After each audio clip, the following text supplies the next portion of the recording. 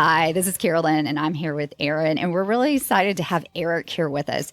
Eric recently won the USTA Men's 55 plus 4-5 singles national championship at the USTA National Campus in Florida.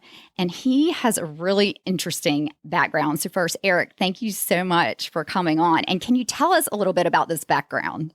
Oh, great. Well, thank you. It's a pleasure being here with you today.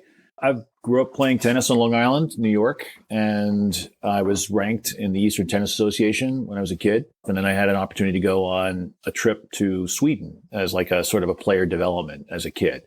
And that was great. And then I was able to then play for the University of Denver, and I played there for 4 years and went to nationals.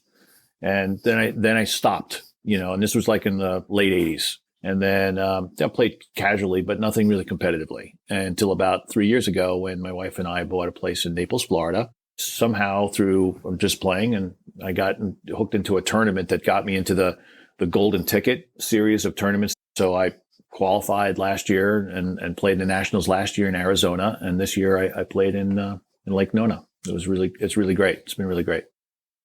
The thing that blows me away is, so I didn't start playing till I was 40. And I'm a 4-0 now. And I'm pretty excited to be a 4-0 at, 50 some years old now after never touching a racket. But it does prove to me that if you learn it as a kid and you play it as a high level as a kid, you can pick it back up very quickly as an adult. And you not only picked it up quickly, but you're like, 4-5 is the upper echelon for the United States. Like you're already a couple levels above, the average best player in the US. So that's really impressive to me. That's not a question. That's just a statement. Yeah. Well, no, it's definitely, I think when you do things as a kid, it's there. Yeah. You mentioned returning to tennis and competing at age 59, not to out you on your age, but that it's profoundly changed your life and perhaps even saved it. Tell us about how you feel like tennis saved you. Well, I think that after college, I said I kind of stepped away for a little bit, and I just wasn't, over time, over many decades, this didn't have the healthiest of lifestyles. All right. So let's put it that way. And, I do some things once in a while. I did a couple of marathons, but just over time, it just the work started getting to me. And I had a, challenge with my weight over time that sort of cropped up. And then around COVID, when that hit, I started, trying to walk more and get on my bicycle. And around that time, I had a bike accident. I fell off my bike and I broke my right hand. I'm a right-handed tennis player. And then I was also going through another doctor's appointment. I was diagnosed with heart disease at the time because of the weight that I'd had for a long time. So it was a big wake-up call for me. And at the time, it was two things. One, hey, the cardiologist said, look, when I'm doing the whole assessment, he's like, you need more cardio in your life and your lifestyle. Okay. And I said, well, I used to be a tennis player. Used to be.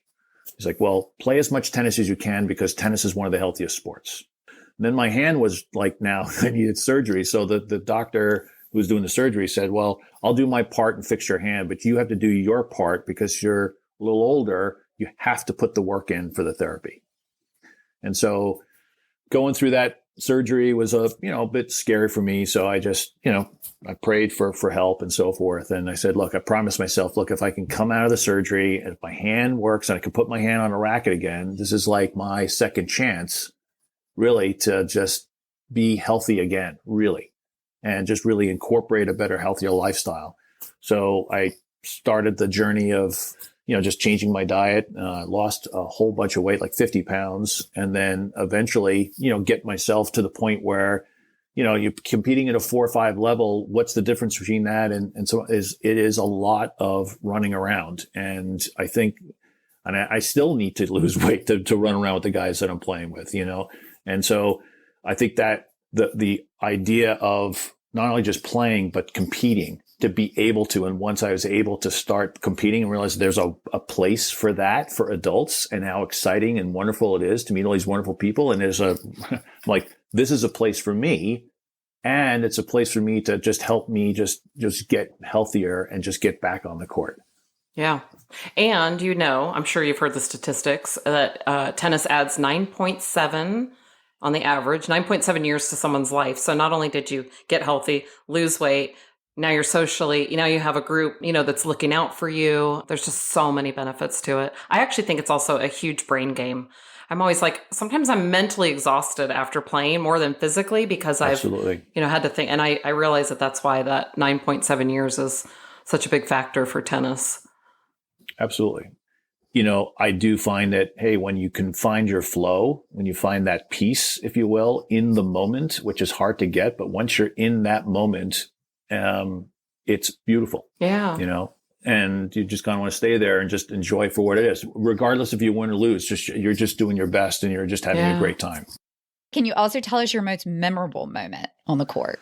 So just recently, I played in the Nationals, and it was a real journey for me to get to that, to qualify. I qualified one year, the year previous in Arizona, and I lost in the semifinals, and I was kind of bummed about it. I said, hey, I need to get ready. If I'm going to win this thing, I have to get way more ready physically and just tune up a bunch of stuff to be able to do it. So it was great to just do it, go through the process. I was ready, super ready. Everything was working well, and my parents were there. My dad was there. So it was great for me to win it, but just the fact that he was there. My parents are in Naples, Florida, as I am for the last 3 years. And I kind of feel like there's this kind of irony that I'm 59 years old, and I feel like my dad and I, he's around me, supporting me, like my number one coach and fan. Wow. and all that stuff. He's around me now more, watching me play tennis more now than I was when I was in college. Because when I was in college in Denver, he wasn't around all the time. Didn't see anything. I'm in nationals. I could just at that time, I think there was no cell phones. I think I put a quarter in the payphone and said, "Dad, I'm in Kansas City," and you're just telling him what's going on. It was like, all that stuff. So he was there, and it was just a great, milestone for us. And we'd always wanted to go to Lake Nona and the campus facility, which was just a really like a destination, for me, in the United States, going to Lake Nona, the campus, is the equivalent of a Christian going to the Vatican. Right. Okay. It's a beautiful, wonderful experience to just figure out a way to get there and play. Okay. And I enjoyed that with my family, my mom, dad, my sister was there and a friend. That was just a wonderful thing. I would say if there's a time for another one, is the second one was when, again, I was young and I had an opportunity to go.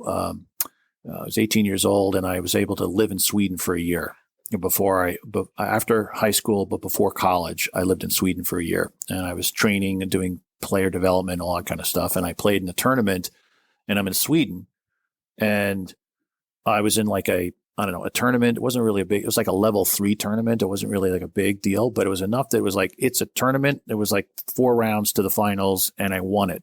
Okay.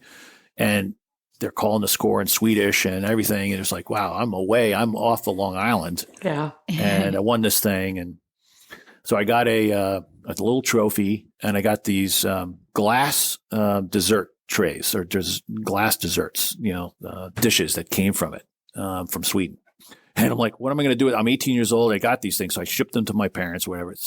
To this day, we use those plates, for every single birthday celebration we get together.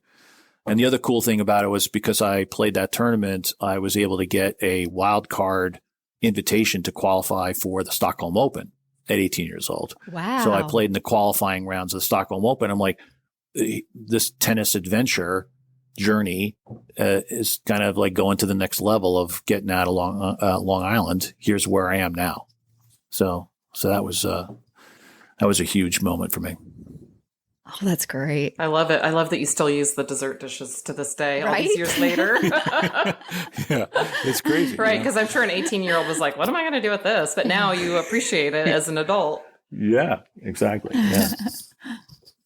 Thanks to Eric for coming on the podcast. We have another episode where he tells us the differences between playing in leagues versus tournaments, and also the craziest thing that's ever happened to him on a tennis court. We hope you check out our website, which is secondservepodcast.com. Thanks so much for listening, and hope to see you on the courts soon.